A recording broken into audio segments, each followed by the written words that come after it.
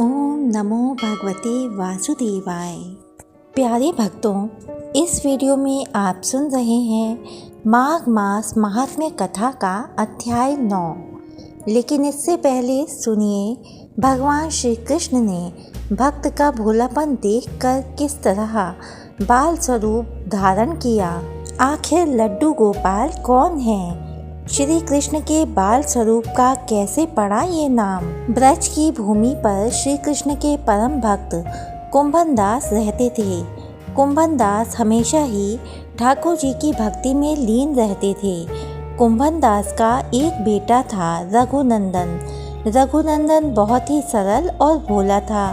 एक दिन कुंभन दास को एक नगर में प्रभु श्री कृष्ण का कीर्तन करने का बुलावा आया।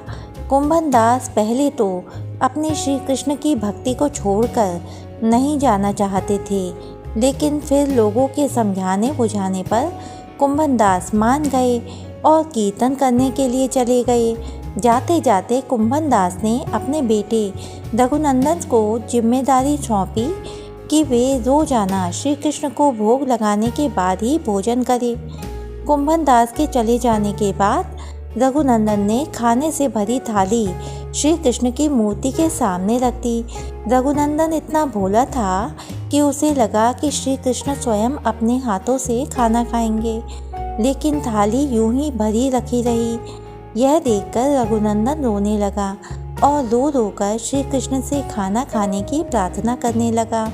ये देखकर श्री कृष्ण ने बाल रूप धारण किया और थाली का भोजन खत्म कर दिया। इसके बाद जब कुंभन दास घर वापस लौटा तो उन्होंने अपने बेटे से भोग लगाया हुआ प्रसाद मांगा, लेकिन रघुनंदन ने बड़े ही भोलेपन से कहा कि ठाकुर जी ने सारा भोजन खा लिया। ये सुनकर कुंभन दास को लगा कि शायद उनके बेटे रघुनंदन ने सारा भोजन खा लिया है और अब झूठ बोलकर बचना चाह रहा है। इस तरह कुंभन दास जब भी कीर्तन करने जाते अपने बेटे को श्री कृष्ण को भोग लगाने के लिए कहते थे। रोजाना भोग का प्रसाद नहीं बचता था और पूछने पर रघुनंदन वही बात दोहरा देता था कि सारा भोजन श्री कृष्ण ने खा लिया। इसके बाद एक दिन कुंभन दास ने लड्डू बनाकर भोग की थाली में रखे और बेटे रघुनंदन को भोग लगाने के लिए कहा। कुंभन दास छुप कर देखने लगे कि आखिर सच क्या है। उस दिन भी यही हुआ। रघुनंदन ने श्री कृष्ण को खाना खाने के लिए आमंत्रित किया। श्री कृष्ण ने बाल रूप बनाया और लड्डू खाने लगे। जब कुंभन दास ने स्वयं श्री कृष्ण को बाल रूप में देखा तो वे दर्शन के लिए दौड़े चले आए। उस समय कृष्ण के एक हाथ में लड्डू और दूसरे हाथ वाला लड्डू मुख में जाने को ही था कि वे एकदम जड़ हो गए। इस घटना के बाद से ही उनकी इसी रूप में पूजा की जाती है और श्री कृष्ण के इस बाल स्वरूप को ही लड्डू गोपाल कहा जाने लगा। बोलो राधे राधे। और अब सुनिए भक्तों माघ मास महात्म्य कथा का अध्याय 9। यमदूत कहने लगे, मध्याह्न के समय आया अतिथि, मूर्ख पंडित, वेद पाठी या पापी कोई भी हो, ब्रह्म के समान है। जो रात्रि के थके हुए भूखे ब्राह्मण को अन्न जल देता है, मध्याह्न के समय जिसके घर आता हुआ अतिथि निराश नहीं जाता, वह स्वर्ग का वासी होता है। अतिथि बराबर कोई धन संपत्ति तथा हित नहीं है। बहुत से राजा और मुनि अतिथि सत्कार से ब्रह्मलोक को प्राप्त हुए हैं। जो एक समय आलस्य से भी अतिथि को भोजन करा दे, वह यम द्वार नहीं देखता।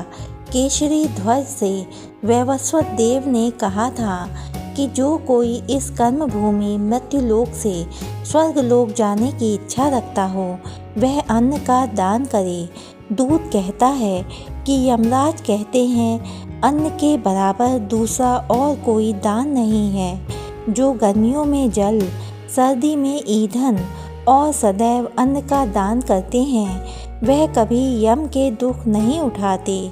जो अपने किए हुए पापों का प्रायश्चित करता है, वह नरक को नहीं देखता और प्रायश्चित न करने वाला मनुष्य नरक में जाता है। जो काया वाचा और मन से किए हुए पापों का प्रायश्चित करता है वह देव और गंधर्वों से शोभित स्वर्ग लोक को प्राप्त होता है। जो नित्य ही व्रत तप तीर्थ करते हैं और जितेंद्रिय हैं वह भयंकर यम को नहीं देखते। नित्य धर्म करने वाला दूसरे का अन्न भोजन और दान त्याग दे। नित्य स्नान करने से बड़े बड़े पाप का नाश होकर यम को नहीं देखता।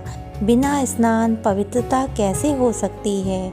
जो मनुष्य पर्व के समय चलते जल में स्नान करते हैं वह बुरी योनि नहीं पाते, ना ही नरक में जाते हैं। माघ मास में प्रातःकाल स्नान करने वाले मनुष्यों को नियम पूर्वक तिल पात्र और तिल कमल का दान करना चाहिए। यमदूत कहते हैं कि हे विकुंडल, पृथ्वी सोना गौ आदि परम दान करने वाला स्वर्ग से नहीं लौटता। बुद्धिमान पुण्यतिथियों व्यतिपात संक्रांति आदि को थोड़ा सा दान करके भी बुरी गति को प्राप्त नहीं होता।